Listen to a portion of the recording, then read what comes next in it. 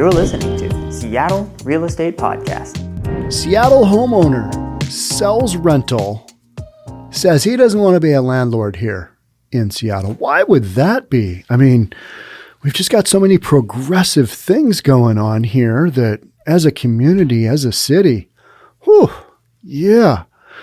How about those restrictions on rental properties? Those are off the hook. And we've been talking here on the Seattle Real Estate Podcast about the impact of all the restrictions that the city of Seattle, the Seattle City Council has on top of all these eviction moratoriums. And we know nationwide rents are going up. I mean, everything's going up in price, right? But here in Seattle specifically, we've had a lack of rental housing for a long time. We just have a lack of housing, which means everything just becomes less affordable. You got big demand on small supply. Guess which way pricing is going to go. So we've had just a slew of restrictions and things on rental properties here because we're trying to protect the tenant so badly that, in fact, it's going to have the opposite impact. And this is what we talk about a lot. You're restricting the supply of rental properties, and there's one place for price to go up. So we're going to talk about one landlord here who happens to be an attorney and what he thinks is going to happen to his house after he sells it with the tenants in place at a discount to the new buyer, who is an investor. But before I jump on in, if you're new here, welcome. My name is Sean Reynolds. I own a couple of real estate companies, and I read the news. It's what we're doing. Some would say I bring my reasonable background to said reading of the news. All right, enough babble. Let's go. There was a Seattle home listing that was brought to the attention of Dori Monson Show, and Dori Monson's on Cairo Radio here in Seattle. Dori Monson Show, in which the person who listed the home and is a landlord said they're selling it with their tenant in place. Personally, I'm not interested in being a landlord in our little communist corner of the country. All right. That's the first giveaway. When I read that, I'm like, okay, all right. Yeah, this guy is not happy with the way things have gone. And a lot of people who've been in the Seattle area, they're kind of looking around going, and I get so many comments from you guys who've moved away. And you said, yeah, just couldn't really deal with the direction that things were heading there in Seattle. So one of the thoughts I have is, on the rebranding of the Seattle Real Estate Podcast, that's a thing. If you're new, that's a thing. We're trying to figure out what direction we're going in. One of the things is basically to leave Seattle Real Estate Podcast because we've already kind of branded in that direction, and maybe change up the bylines, something like Sanity from Seattle, something along those lines. I don't know. But you guys are sending in some great ideas on things that we're going to change, and appreciate the input greatly. But we've got this little communist corner of the country going on. That's pretty true. If you start looking at some of the candidates we have going on for political races, if you look at some of the folks that we have in office right now, communist corner of the country isn't that far off. So, communist corner of the country, when you no longer really own the property you paid for and took the risk to own. Some of the reason a lot of these, we've got this, well, you have to now give tenants in Seattle proper with the Seattle address, you have to give tenants 6 months notice on a rent increase. And if you increase their rent by more than 10%, you got to pay them XYZ months worth of rent to relocate them. I mean, we've got a eviction moratorium going on into the middle of January 2022. I mean, it's just, you're supposed to take the first tenant that you get an application on, good, bad, or indifferent. So you're really restricting what a landlord can do, the direction that they can take their own property in, that they went out and earned the down payment, got their credit to the point where they're able to afford on paper, qualify for a loan, buy the home, hold it together, maintain it during an eviction moratorium where tenants who can pay don't have to pay. And at the end of the day, I think a lot of these folks, they're just moving out of their rental properties. Landlords are left holding a bunch of unpaid rent, and that's just how it's going to be. Now, there is federal money out there that's been hitting the states, hitting the local organizations, getting into the hands, but it's not nearly enough. and we're going to blow past this whole eviction moratorium thing, and the landlords are going to be left holding the bag. So that's why this storyline is going on, and it's going on consistently across the country. And it's shrinking the supply of rental property. We know it. I know it on the Summit end of things here. We deal with landlords who are like, yeah, I don't really want to own this property anymore for XYZ reason. And when you really drill that right down to it, it's because they feel they don't have any control over what they can and can't do with that property. And that's just not right. I mean, that's crazy. So here we are. The person who listed this house is attorney Lincoln Beauregard. He says Seattle is passing laws where he, as a landlord, can't dictate how much he's going to rent his property for, and that he has no recourse if his tenants don't pay rent. All right, so it's not exactly a situation where he can't dictate how much he can rent his property for. He can, he just can't exceed certain requirements. Like, if you're increasing the rent by more than 10%, you got to do this, this, and this. And he has no recourse if his tenants don't pay. No, he's got recourse. It's just that most of those recourses aren't going to end up with anything. So effectively, you've got no recourse. I've read so many stories about areas who have said, like California, yeah, you can't kick them out. You can't kick out tenants who are owing rent until here. And then you can't go after them for the back rent until here. And that might not be until the end of like 2022. Are you really going to hunt down a tenant, try and find them, try and get some judgment, and then try and get them to pay said judgment? I think a lot of landlords are just going to say, see ya, you're out of here. You owe me a crap ton of rent. I know it. You know it. Maybe we're not going to get the Fed money. We're just going to part ways. You're going to do your thing, and I'm going to move on, and I'm going to rent this for way more than I was renting it to you from. Because in the meantime, the supply of rental property has just shrunk. And here in Seattle, particularly, because we've got such a demand for housing in general, that anytime something hits the market, somebody buys it, and typically it's owner occupied. They don't, and that's been an ongoing discussion here is, hey, just because a rental property is sold doesn't mean it's not going to be a rental property. Well, that is true. I mean, that is true. But the odds of it being a rental property, if you're paying $1 million versus $300,000 for a property, $300,000, maybe you got $1,800 for your rent at $300,000. Maybe you got $1,500. Those numbers pencil. Getting, call it $3,500 on $1 million.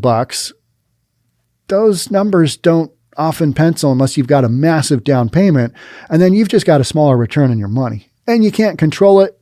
That's what this guy who's an attorney is saying. Saying Seattle's passing laws where he as a landlord basically can't control his own property. I just don't want to be a landlord here anymore, he said. I don't want to provide housing to people. I don't want to be part of it. And I think a lot of landlords are in the same exact boat. Yeah, I just want out. I don't want to do it anymore. They've been hit from so many different directions. In this whole pandemic thing where, the eviction moratorium, and for the most part, in most parts of the country, the eviction moratoriums have come off. How, and the federal extra employment benefits, those have gone away. How many stories have you seen on the eviction tsunami? How many stories have you seen hit your radar? Yeah, crickets. That's what I'm hearing. Crickets. None.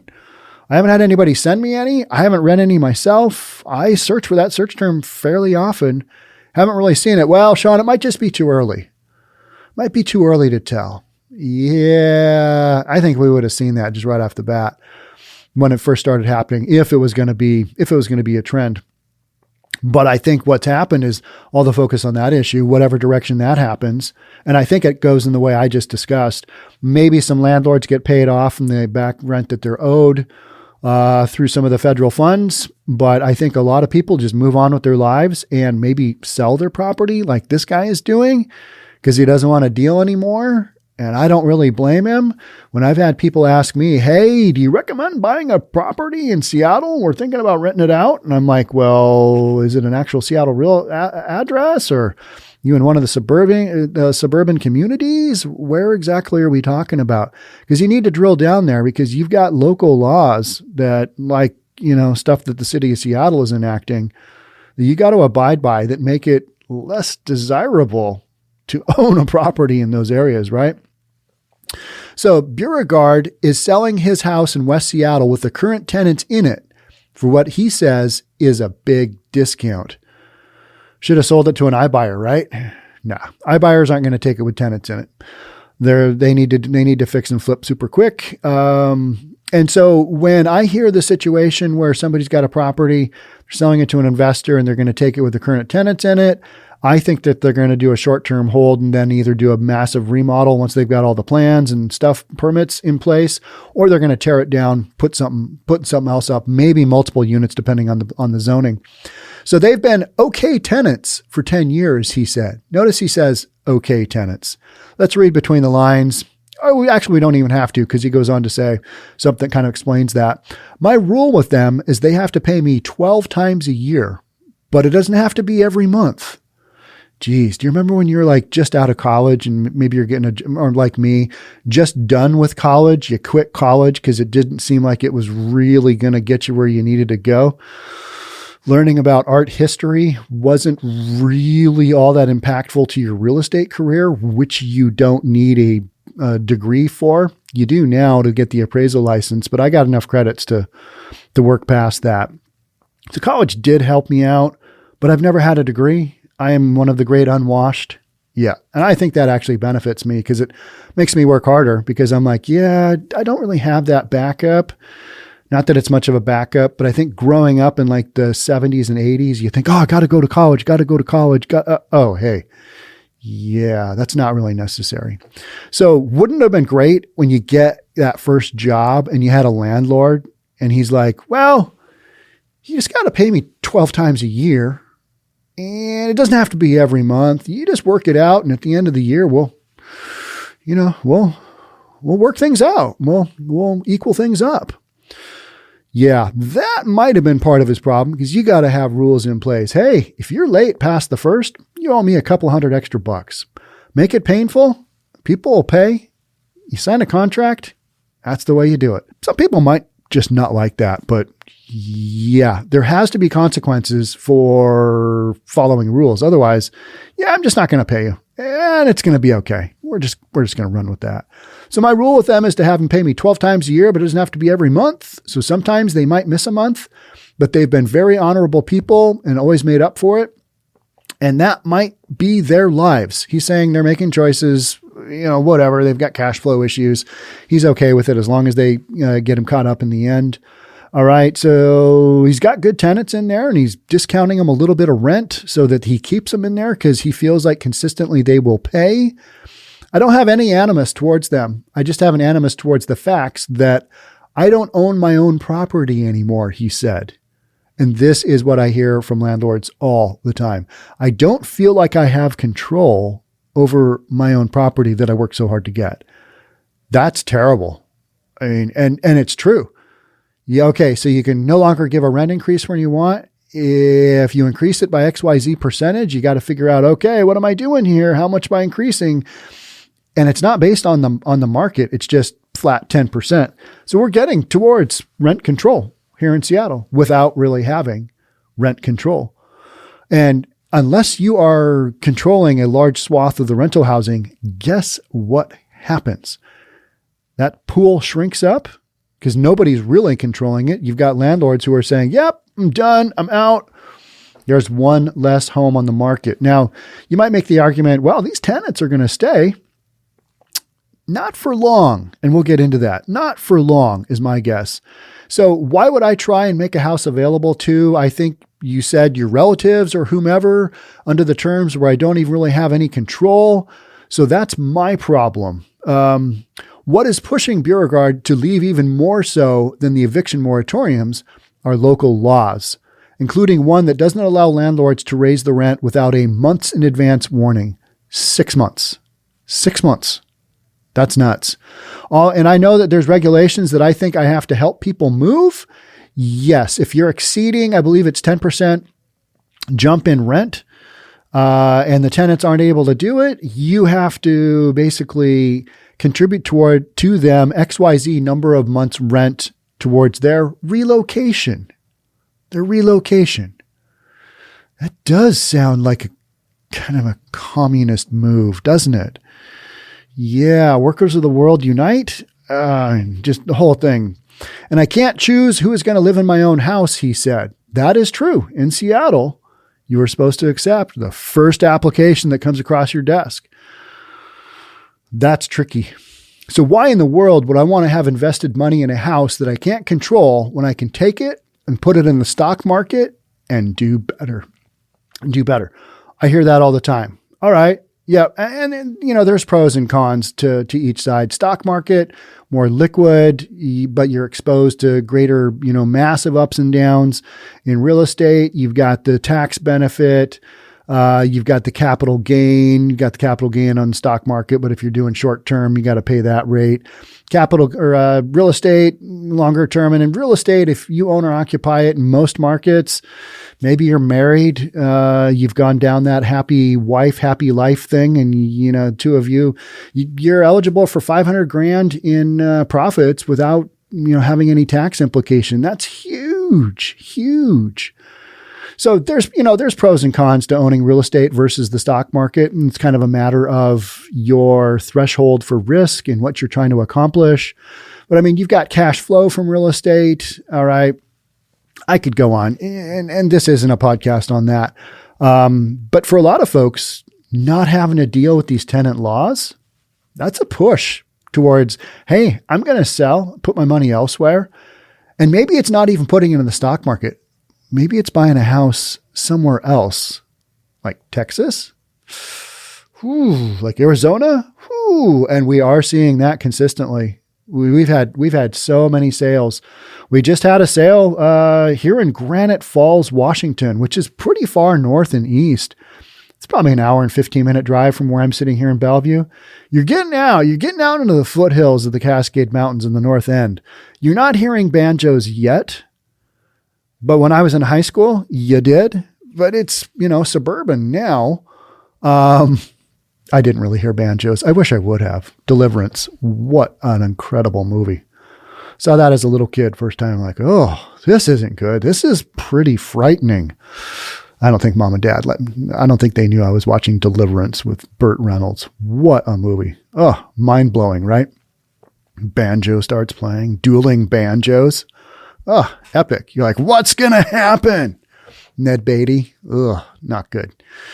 All right. And so we've had one in Granite Falls, point to my story, which used to be out there. Used to be, on the edge of, all right, yeah, good luck with that. And now folks are moving from there, which used to be real conservative. They're moving to like Montana, Wyoming, Idaho, Texas, anywhere but here in the state of Washington, because they just, and these are not people in, with rental properties or homes in Seattle. These are people just all over the state of Washington who are like, yeah, I don't really trust the direction of where things are going right now. And Seattle is even way worse than the rest of the state, but it's the direction that we're going in, right? That people are like, I think I need to make a change. I need to reimagine and rethink my living here in the state of Washington. That's going on.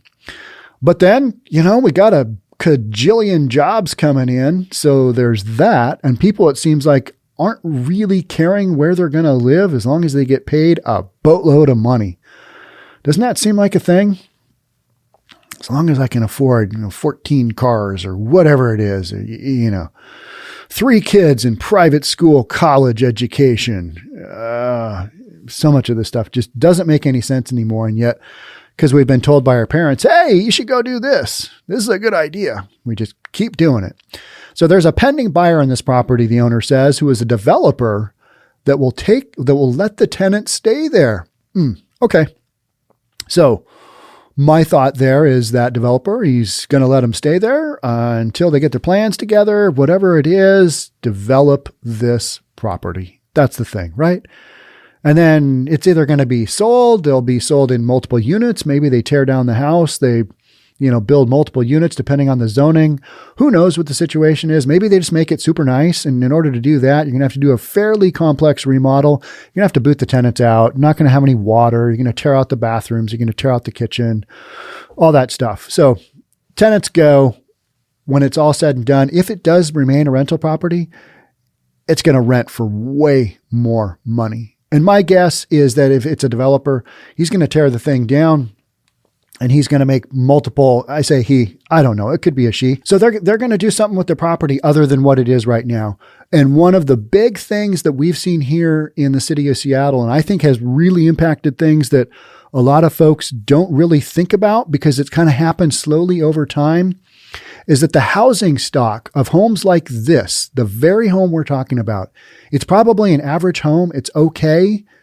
The highest and best use, depending on its zoning, may not be single family. It might be to have, a little tiny compound of homes and 4 homes on a single lot, something like that, zoning is pushing for across the United States because we feel that it is not inclusionary enough to have just single family in one home. So we've allowed single family homes to have a duplex made out of it. Maybe 3 units, triplex. Hey, it's a big lot. Let's go with 4. And this is in a single family residential neighborhood. But what happens is typically you take out that single family home that maybe hasn't had a ton of maintenance over the years because everybody knows it's going to be torn down.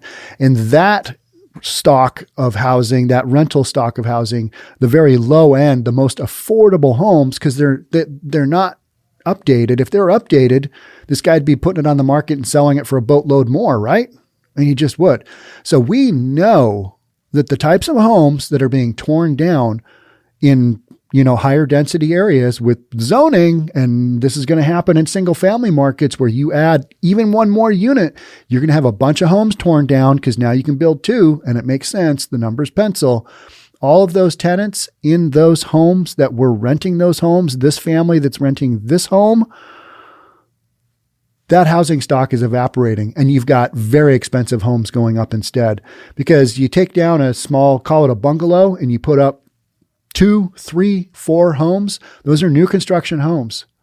Unless those are specifically built as affordable housings under some kind of program, they're going to go to the highest bidder. And in Seattle, that's going to be close to $1 million no matter where you are.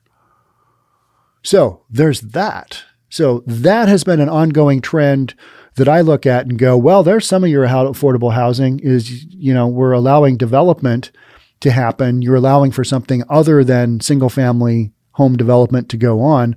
Because if it's truly single family, you might just remodel the one older house and everybody enjoys that old world charm with, new contemporary kitchen and bathrooms and plumbing and heating. Who doesn't want that? The best of both worlds. But economics dictate you get as much density out of a site as you can. That's just how it's done. And yet the folks creating policy here in Seattle, just pack a bunch of units in. What could go wrong? And something that I saw the other day was that I thought was super interesting is that Matthew Gardner, he is the economist for Windermere, big real estate company here. He said, the interesting thing he said is that you can't tell the difference a lot of times between when it's a small project or even a medium-sized project. You can't tell the difference between whether it is an attached single-family, 0 lot line, single-family residential home. That's one title. That's literally what we call it on an appraisal. Can't tell the difference between that and an apartment unit. Maybe it's all owned by one owner and he rents out all 6 units. Who knows? You can't tell the difference between that and an airspace condominium, which is slightly different than just a straight condominium. Or, maybe you've got a detached accessory dwelling unit, an attached accessory dwelling unit, or you've got a detached accessory dwelling unit. And those can all be you don't really know looking at these things. They all just look like new construction, skinny, townhomes. So you can't really tell. And so we just keep building them and we're reducing the housing stock. Yeah, it's crazy. So this is literally what's going on. So there's a pending buyer who says there is a developer who will let the tenant stay there. until they tear it down or until they do the major remodel. That's what developers always say. They want to get the project going. They don't want to boot anybody out. They don't want to rock anybody's boat. Yeah, we'll take it with the tenant in place. You bet. For a while. I'm in compliance with the law, but I ended up eating 50 grand or 100 grand just because of the laws they've enacted. It doesn't really specifically say why that is. But if you're a landlord in Seattle, you're probably going to eat something. I mean, especially over the pandemic. That's just a given, right? He added that he's sure the buyer has a long-term vision for the property, but he doesn't know what it is. Yeah, they're going to tear it down. When you start saying that kind of stuff, my gut instinct is, well, they're going to take it down. But the limited information I know about them is they do take rentals. All right. Yeah, a lot of developers do until they get their permit. And then they're like, yeah, you're on a month to month and next month we need you to go. So I think they improve them, talking about the properties, and then they keep renting them. But I don't know much about them, he said. That leads me to believe he's selling to a developer. It's going to do something major to it. Those tenants are gone. Dori says that what the city is doing is that it's making it tougher for the working class, the middle class, to find a place to live because of so many restrictions. Absolutely. That is happening for sure. And it's the restrictions on landlords that's impacting things. It's not restrictions on tenants, what tenants can and can't do. It's on landlords. And the eviction moratorium, that made a lot of landlords go, yeah. So about that, I read a stat the other day that we are shy like 5.5 million housing units right now in the United States, across the United States. That's how much demand there is out there between a combination of, all facets of housing. 5.5 million units. I mean, we're not going to catch up for a long time, if ever, at this rate. And we've been behind since the whole crash, 2008. We've been behind. You just haven't had enough builders. I've done podcasts on that. You don't have enough builders. Not enough builders came out with credit out of that whole disaster. Plus, there was no demand. You had an oversupply of housing. I mean, just a whole bunch of circumstances. So plus people like Beauregard, he's the owner here, may decide to be done being a landlord. Then the buyers either knock it down or flip it. And all of a sudden the market gets squeezed of available inventory and that drives rents up. That's all you need to know about that. That's all you need to know from this podcast. All of a sudden the market gets squeezed of available inventory. That's already happened. And that drives rents up through the roof. I'd love to know what rents are going up right now. I see, numbers and I'm like, okay, yeah, feels like things are going harder here in Seattle, or we just haven't seen the full effects yet.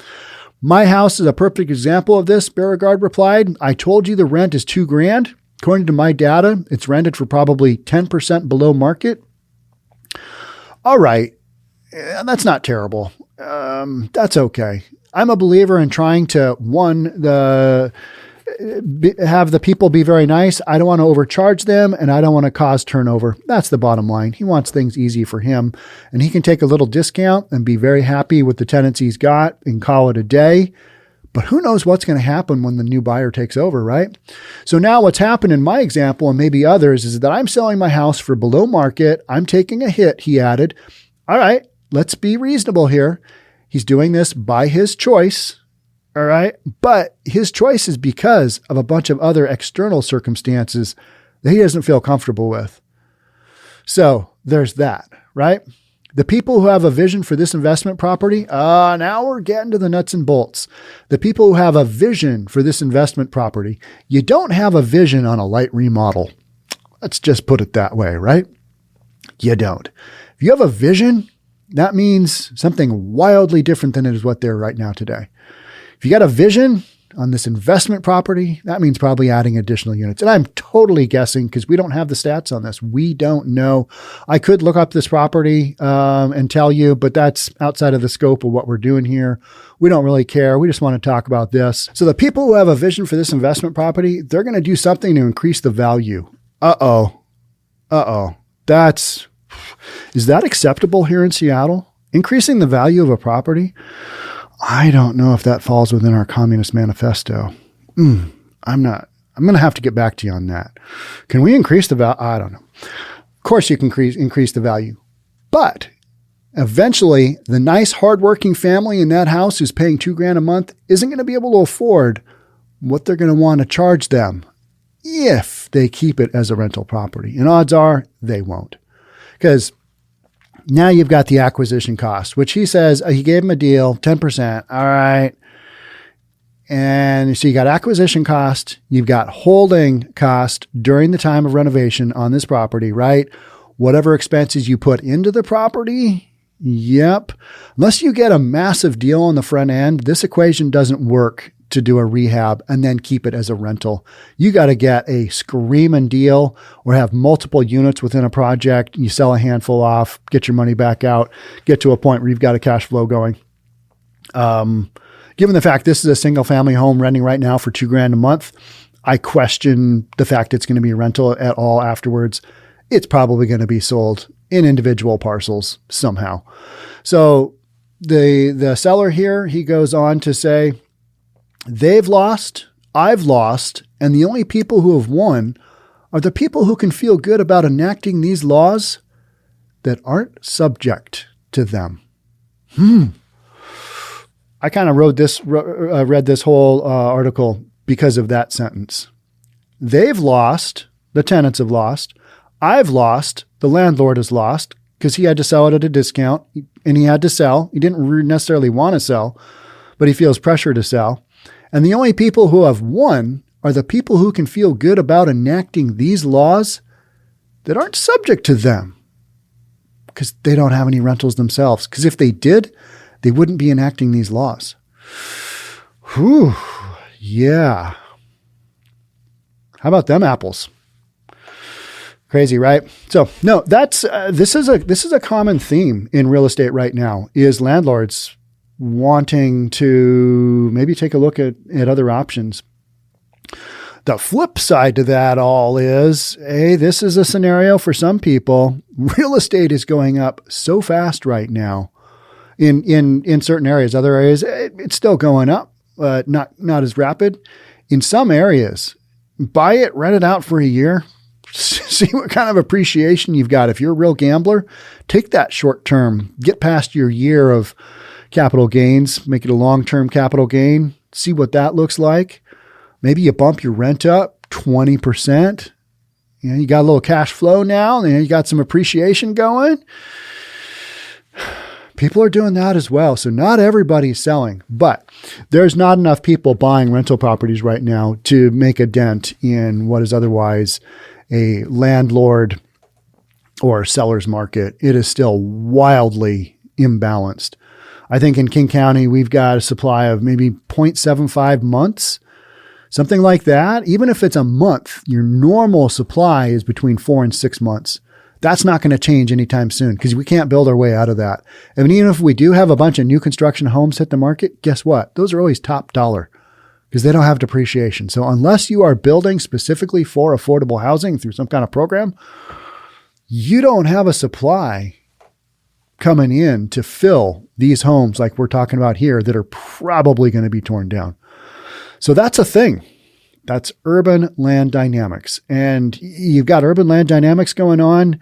And then you got just homeless people coming here in droves to Seattle specifically because of our policies. It's crazy, right? And it doesn't seem like any of our policies regarding the homeless situation are making it any better. In fact, it seems like they're making it worse. You put a house over somebody's head, doesn't take away their drug addiction issues, doesn't take away their mental issues, whatever they've got. Because the vast majority of folks that we're seeing in Seattle, they've either got one or the other or a combination of both. So putting a roof over their head, I don't want to see anybody, especially a day like today. You can't tell from my studio because it's dark and we're doing some lighting stuff. You can't tell, but today it's dumping rain out there, Seattle style, a heavy drizzle. It never really dumps here. Every now and then it does, and people flip out. But people flip out in Seattle over everything because it's such a moderate climate here. But yeah, so that's kind of what's going on here post. Although here in Seattle, we're still not yet out of our eviction moratorium. Still got that going on. The rest of the country is like, what? We gave that up a long time ago. Well, not here in our little communist corner of the country. All right. That's it for me. Thanks so much for being here. Thanks so much for sending in all the suggestions on what we're doing rebranding wise. I look forward to more of them from you. I read them all. I try and read them all. I read them all the comments. There's some good stuff out there. There's some funny stuff you guys are doing. I'll bring up a few of them. All right. Thanks again. We'll catch up soon. Bye for now.